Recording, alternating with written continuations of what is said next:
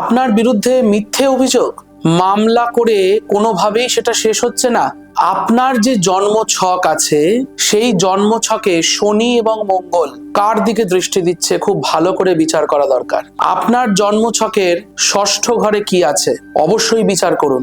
আর মামলা যদি নিষ্পত্তি পেতে হয় এবং এই মিথ্যে অভিযোগের হাত থেকে যদি আপনাকে বাঁচতে হয় তাহলে অবশ্যই তন্ত্রে প্রয়োগ করুন বিশেষ ক্রিয়া, পুজো, সংকল্প, দীপদান করে যথাবিধ উপাচারে পালন করুন।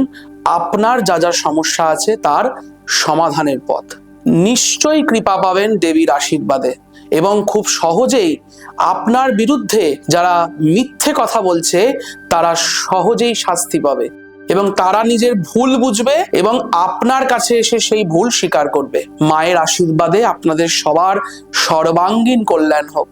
সকলে খুব ভালো থাকুন। জয় মা।